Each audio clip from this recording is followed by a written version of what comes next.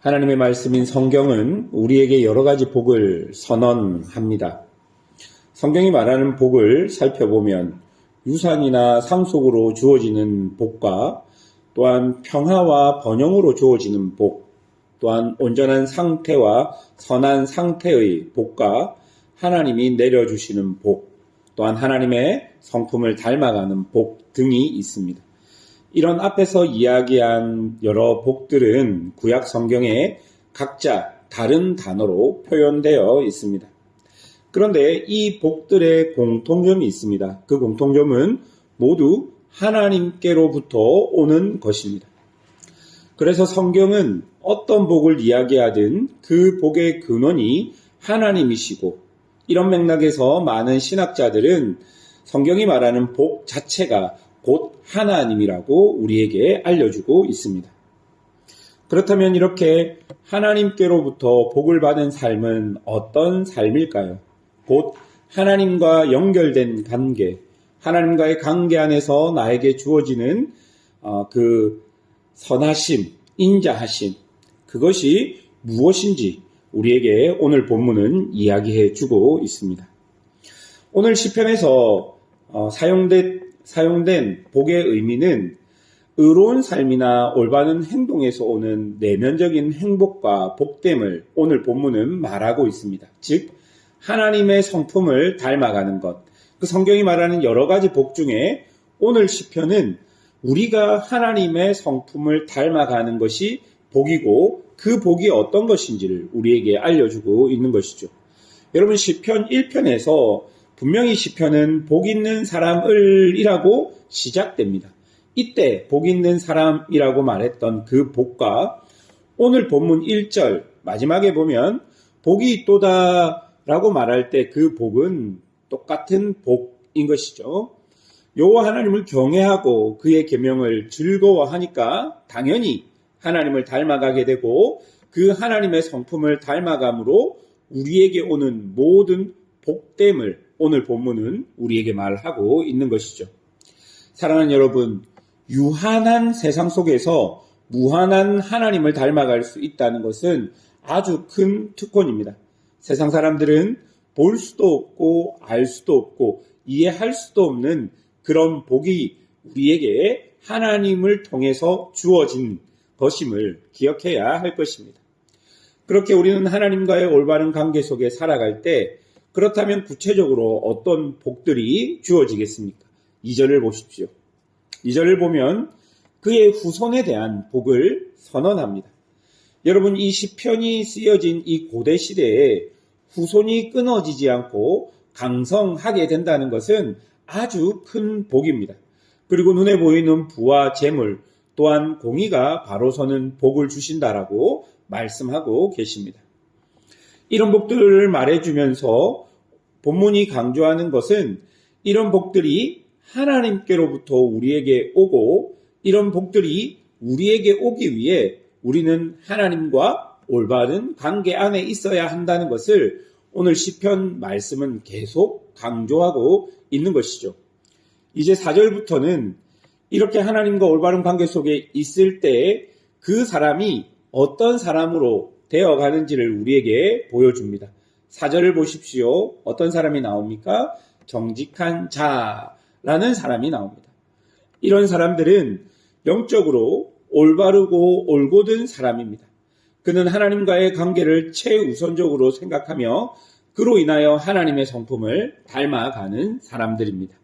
이런 사람은 은혜롭고 자비롭고 정의로워서 캄캄한 세상에서도 하나님께로부터 받은 그 밝은 빛을 받아서 밝게 빛나게 될 사람이라고 본문은 이야기하고 있습니다.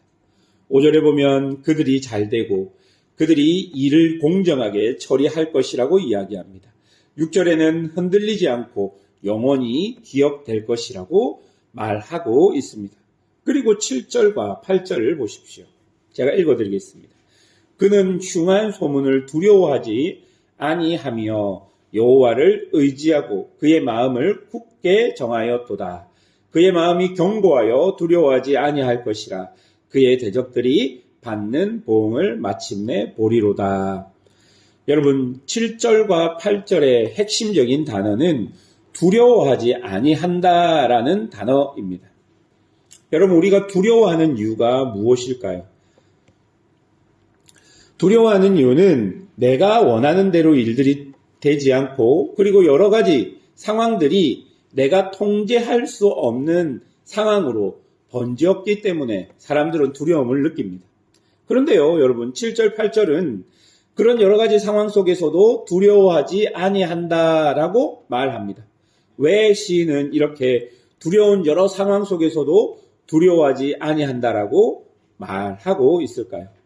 여러분 그것은 상황이 내가 원하는 대로 변했기 때문이 아니라 그리고 내 편이 많이 생겼기 때문이 아닙니다. 7절 하반절을 보면 뭐라고 이야기합니까?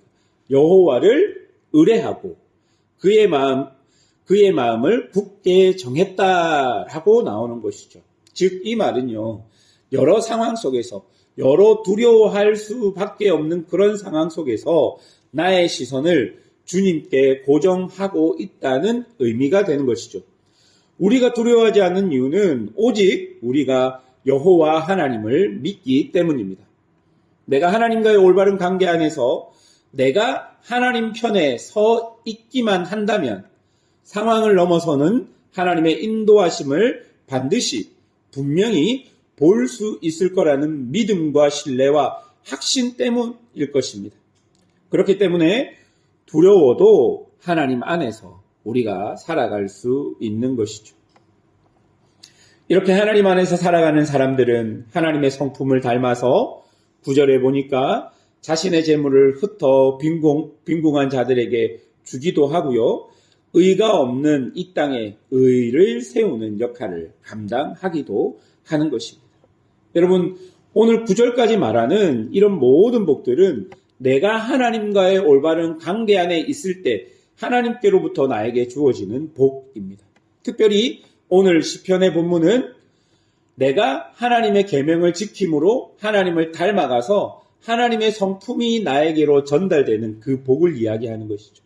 두려워하지 않고 정의롭고 올바르며 어두운 세상에 빛과 같은 역할을 할 수 있는 그런 하나님의 백성으로 세워진다라고 이야기하고 있는 것입니다.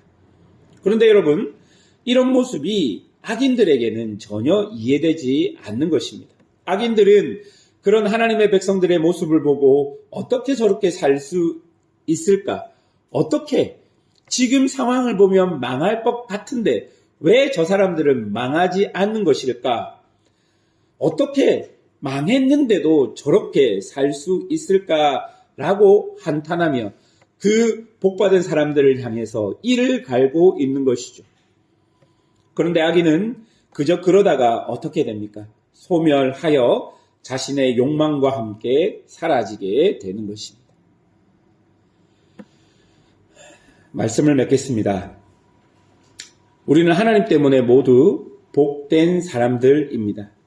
우리는 죄와 타락으로 절대 하나님과의 올바른 관계 안으로 나아갈 수 없는 그렇게 복받지 못한 존재였지만 하나님께서는 독생하신 아들 예수님을 이 땅에 보내셔서 우리를 하나님의 양자로 받아들이시고 이제부터 우리는 하나님께로부터 오는 모든 복의 상속자가 되었습니다. 여기에 계신 모든 분들은 하나님의 상속자이자 하나님의 양자입니다.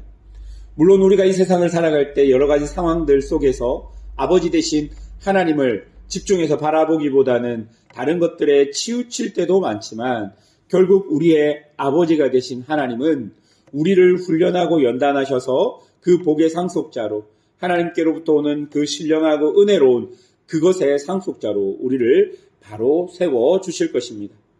그렇게 하나님과 깊이 더 깊어지면 질수록 우리는 우리 하나님 아버지의 성품을 닮아가며 하나님께서 원하시는 삶을 살아갈 수 있을 것입니다.